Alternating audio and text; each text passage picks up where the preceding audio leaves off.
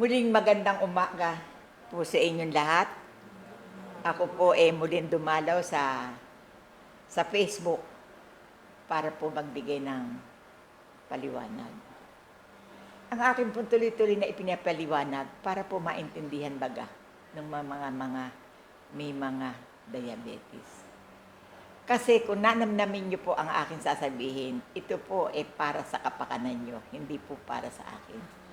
Dangan nga lang po at sinuwerte ako na ako po ang naka-turol, naka-alam. Kasi po, wala kayong kaalam-alam sa aking balita na sa ngayon ko isinisigaw sa tao. Hindi po ako nanghihinayang na magpaliwanag sa mga tao. Itanong niyo po sa akin kung bakit.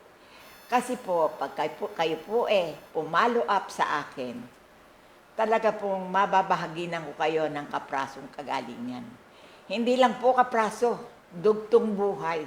Hindi lang po yan. Hindi po ba kayo natutuwa na kung kayo may nararamdaman ng manas? Hindi nyo alam kung saan ang gagaling yan sa kulay ng kinakain natin. Dangan nga lang man po, at ako'y nag-iingat na mangusap sa dahilan ng mga hanggang 40 years, hindi pa po nila naiintindihan ang dumadapong karamdaman sa mga tao. Kapag po kayo umidad na ng 45, 50, 60, naririyan na po ang tubo ng karamdaman.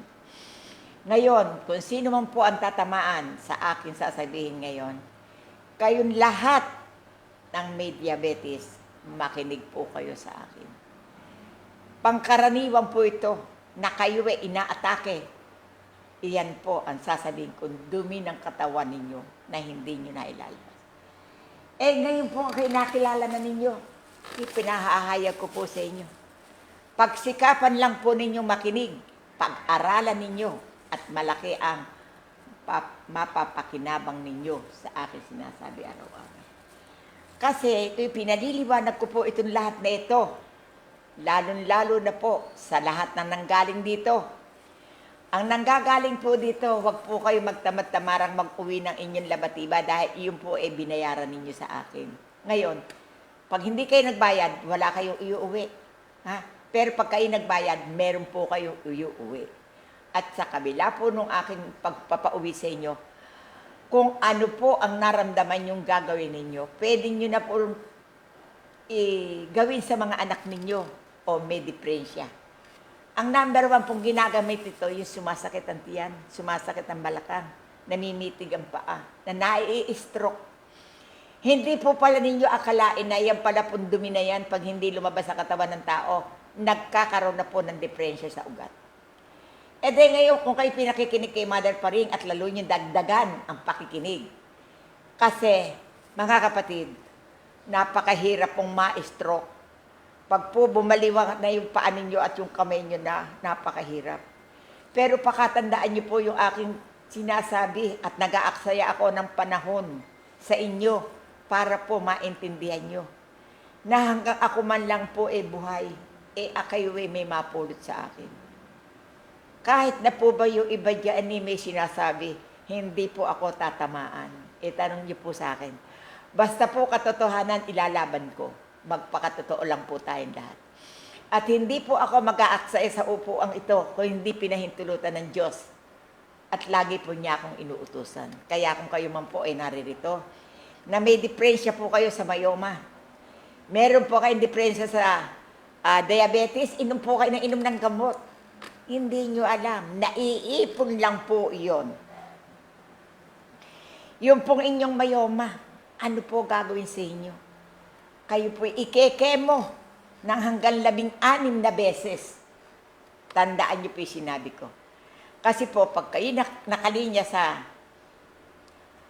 pagkekemo, hindi po kayo makakaatras. Talaga pong, parang naroroon na yung inyong kaligtasan, naroroon na po yung inyong buhay. Kaya kung ako man po, sa April 24, 2026, nagbalita sa inyo, talaga pong hinabol ko na maliwanagan ng mga tao para wag po kayong magbingi-bingihan. Hindi po para sa akin ang aking sinasabi. Hindi ko naman po sinabing pumunta kayo dito Hindi po, hapon na rin po ako. Nakita niyo naman po ang klase ng aking kaiidaran. Kumbaga po sa, senior na. Ngayon, ang gusto ko pong mapulot ninyo, itong labatiba. Kapag po kayo naglabatiba, may paraan po dyan. Maglalangis po kayo ng niyog, iinom po kayo. Ha? Sumunod lang po kayo sa patakaran. At ang langis po sinasabi ko sa inyo, hindi na po kayo sisigaw na paano po paggamit ng langis. Ganito pag inom, pag kayo'y manggagamot, 3 beses kayong iinom ng langis alas 5 ng umaga. Ha? Tapos po, kakain kayo. I-follow up nyo po ng tubig yan. Tapos po, lalabas na po yun, lalambot na sa loob. Ano po ang nagagamot doon? Colon, prostate, sa bato, sa myoma, sa mga dumi na yung pong nagkakaroon ng anemic. Hindi nyo alam na iyan dumi lamang sa inyong dugo. Dahil ngayon po na naipaliwanag ko po sa inyo, magandang umaga po sa inyo. Hindi nyo po pagsasawaan ang aking boses na sinasabi sa inyo sa araw-araw. Ang tamaan po, tamaan sa nakikinig sa araw-araw. Hindi lamang po iyan ang aking sinasabi. Ngayon, kinakailangan din po na didiligin nyo po ang inyong matres. Nananawagan ako sa mga may mayoma. Ito ang ginagamit ko. Lagyan nyo ng langis na 4 na kutsara, bobombahin nyo yan kahit na 4 na beses isang buwan. Hindi po titira doon yung dumi sa loob. Hindi nyo alam ang nakakaperhisyo din sa inyo, yung duming naroroon sa loob. Pag po yun ay naipon, ano po yun? Yun na po ang nagiging cancer. Mga kapatid, ang cancer na sinasabi, dugot, ayun lang ang ano. Ito ang sinasabi kong ganyan karaming langis. Ilalagay niyo sa inyong matres, hihiga kayo, tapos ibubuhos niyo to. Pagkatapos mga 4 na minuto, hayaan niyo doon, gugulong na po yung langis na yun. Hindi lamang po yan ang aking natutuhan, kahit na po mahal ang niyog. Hindi po ba kayo nagagalak na ako nagpaliwanag sa inyo na sa pamamagitan po ng langis na aking nire-request sa mga taong nagpupunta dito, kapag po binuhos ko sa loob ng tiyan ng lalaki man o babae, tandaan niyo po ito, lumalabas. Kuya, sagutin mo nga, tumayo ka nga, magpaliwanag ka nga kung paano. Maarap ka sa audience. Totoo po yung pinapaliwanag ng nanay pa rin. Kaya po, kung kayo gusto niyo gumaling sa nararamdaman niyo, sundin niyo po yung pinapaliwanag ng nanay pa rin. At ako po hindi nagsasawa ng pagpunta rito hanggang hindi na okay nararamdaman ko. Ngayon po, magaling na ako. Palakpakan niyo yan. Dahil ngayon, yung lahat ng may problema sa prostate, ang ating pong panggagamot sa spiritual. Kapag po kayo may paniniwala sa aking sinasabi, iyan po'y malulunasan. Pag po hindi kayo naniwala, wala akong lunas diyan. Kasi ano man po ang gawin ko sa inyo, wala po akong magagawa. Kaya po, ang pumupunta dito, yung may paniniwala at may dasal sila. Na kung ano po sinabi ko, hindi ko naman po kayo lolokohin. Kasi hindi po matatayo ito ng ganyan 1985 until now kung hindi po makatotohanan. Ang isang bagay po, hindi magtatagal kung hindi totoo. Kaya po, sumisigaw po ako sa inyo na ang aking binabanggit dito ay pawang makatotohanan at para rin sa tao at pagmamahal ko po sa inyo. Kahit na po kayo nasa dulo at ako po'y naririto. Talaga pong pati po paglalabati pa sa mga bata, yung mga gagawin sa mga bata, naririto, hindi na kayo gaanong magagastos sa sasakit ang ulo nyo. Yung po halimbawa may mga bata na ako kumbulsyon, bumili po kayo ng ganito, ito naman po 475. Bumili po kayo at lagyan nyo po ng tubig or langis, ibomba nyo po, baba po ang lagnat ng bata. Kaya po, sa araw-araw na aking pagpe-Facebook, ako po naniniwala na ang Diyos po ang namamagitan sa atin lahat. Kaya kung sakali man na kayo pinagkakatiwalaan ng Panginoon, dumuon na po kayo. At buhat po sana ngayon, ang lahat ng gagawin niyo, isasagunin niyo sa Panginoon. Napakalakas pong katulong. Kahit ano pong bigat ng problema ninyo, talaga pong mananaig sa inyo ang makatotohanan. Kaya po, ang aking paliwanag sa araw at oras na ito, hindi ko na po pakahabaan. At ang punto de vista po ng aking sinasabi ating dasal. Kaya hindi ko po inaalis araw-araw na yung mga nakikinig sa akin, may matututuhan. Yung masyadong malakas kumain, huwag kayong masyadong malakas kumain. Kasi hindi nyo nalalaman na lang nagsabi sa inyo, pag malakas kayong masyadong kumain, nagdo-double stomach po yan ninyo. Yung pumbitukan ninyo nagkakagahi, lumuluwag. Yung pumpusod ninyo, bumubuka po yon.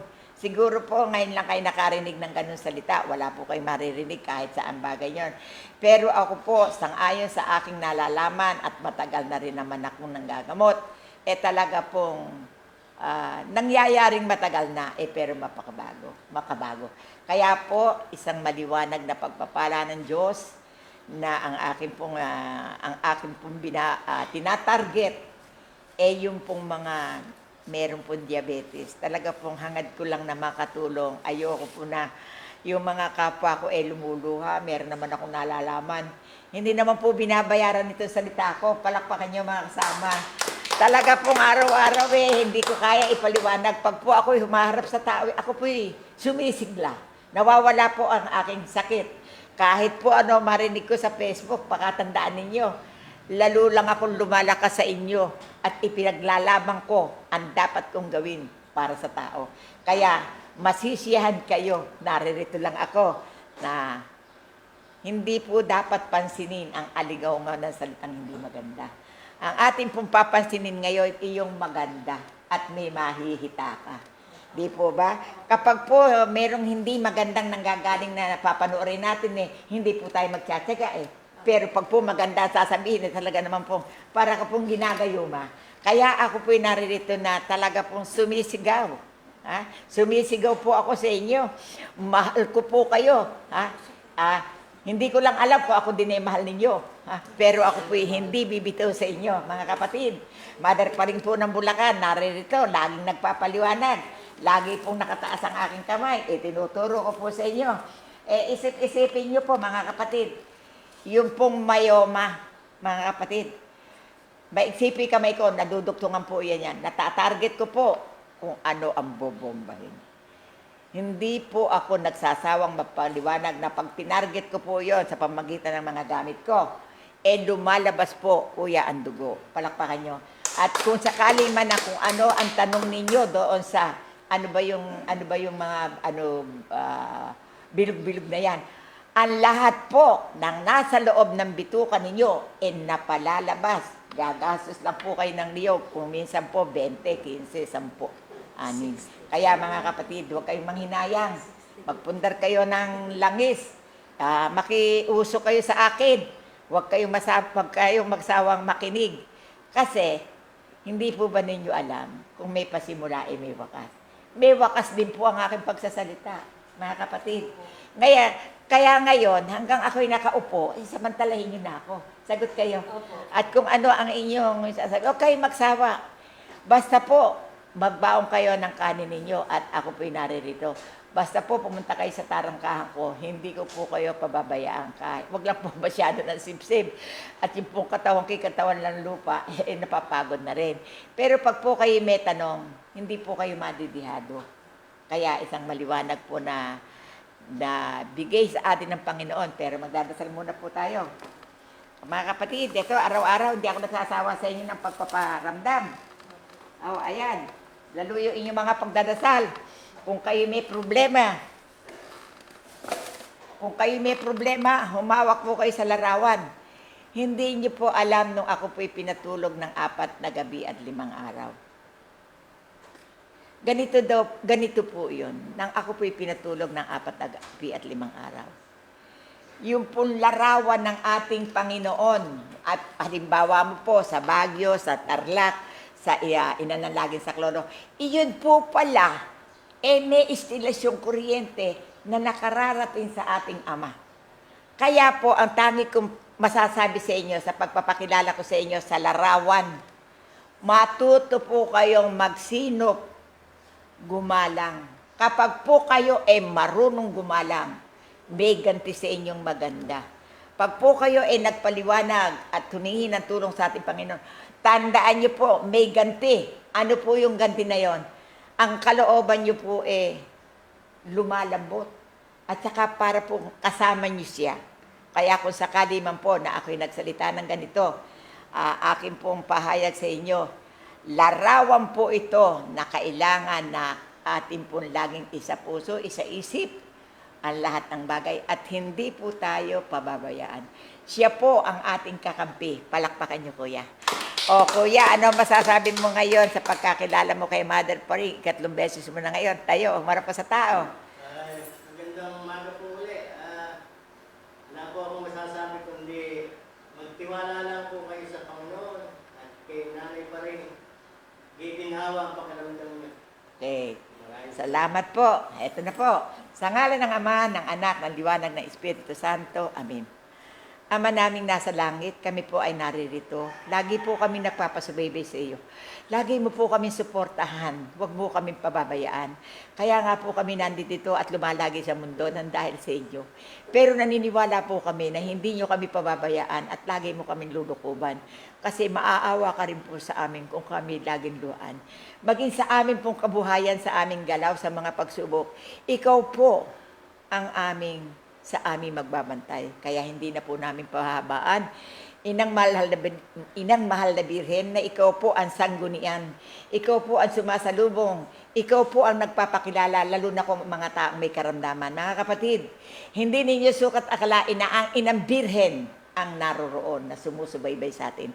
Kaya kung sakali man ako'y nagpamulat sa inyo sa araw na ito, huwag kayong magpabaya. Habulin natin.